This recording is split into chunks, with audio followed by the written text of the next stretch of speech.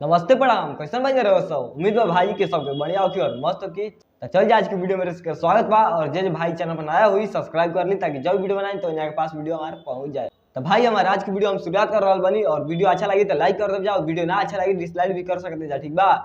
बाकी बात ऐसा भाई हमारे के अपने सरकार के गाना हाँ आ गई बा, ठीक बा। अपने सरकार के गाना यूट्यूब पर रिलीज हो गया, बहुत अच्छा गाना बा, बहुत अच्छा गाना बा। और कल ट्रीजर आई रहे अपने सरकार के तो देखल तो बहुत दिल खुश हो गई, ठीक बा। तो अपने सरकार गाना आ गई बा, हाँ जगदेव सरकार गाना आ गई बा। तो इसमें प्यार मोहब्बत इतना आशीर्वाद दे जा कि मतलब आ जस भैया, ठीक बा। ट्रेनिंग में तो कटे गोल बिजली बिगड़ जाई रतिया, मतलब वैसे गाना रहे एगो पहले, ठीक बा। तो बत्ती कट गया रे, गाना बहुत अच्छा बा विनोद, ठीक बा। गाना बहुत अच्छा बा, हाँ बत्ती कट गया रे, बत्ती कट गया रे गाना बहुत अच्छा बा। मतलब एगो गाना ही रहे कट गई बिजली बिगड़ जाई बत्तिया, शायद बहुत गाना अच्छा रहे बोला, ठीक बा।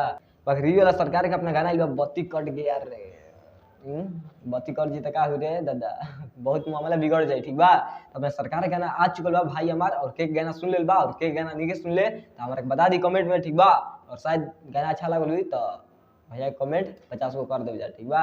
अपने सरकार के तो भैया पवन सिंह के इतना सपोर्ट करता हूँ, इतना सपोर्ट मतलब एकदम भाई हमार लगा था कि जीत जी पवन सिंह, ठीक बा। अब सरकार सपोर्ट कर दिया तो केहू के सपोर्ट करते हैं तो जीतिए जी, ठीक बा।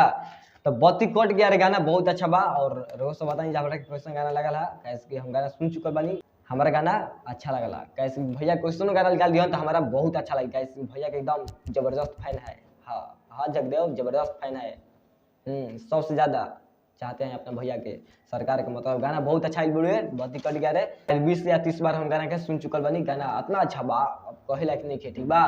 खुद जान जा और सुनी जा, भैया कमेंट कर दे जाए, जबरदस्त गाना बा, ठीक बा। बत्ती कट गया रे मामला बिगड़िए जाई, ऐसे कर गाना बा बत्ती कट गया रे मामला बिगड़िए जाई, गाना बहुत अच्छा भाई हमारे यार से बात इतना दी अपने सरकार के कि भाई हमारे एकदम जबरदस्त जबरदस्त गाना लेके आवत रहो, ठीक बा।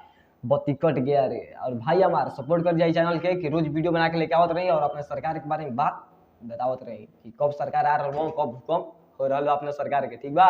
बाकी ये बता रहे कि अपना सरकार गाना आ चुकल बा यूट्यूब पर, फाइनली भाई लोग सुन लीजिए, प्यार से बात दी जाओ गाना के, इतना मतलब इतना जबरदस्त प्यार से बात दी जा, हाँ कि गाना एक नंबर ट्रेंड करे लागो अपने सरकार के, एक नंबर ट्रेंड करे चाहिए। बत्ती कट गया रे गाना एकदम हाँ सुपर हिट गाना बा। बाकी ये बताए खतिया रही, अब चलो तनी मिला फिर अगला वीडियो में भाई हमार। और प्यार मोहब्बत देते रही जा अपने भाई के रोज वीडियो बना के लेके आवत रही। चल तनी मिलो फिर अगला वीडियो में लेके आए कुछ अलग अंदाज में और बताइए अपने सरकार के गाना कब आवता कब बवाल होता, ठीक बा। चल तनी भाई पाला की नमस्ते।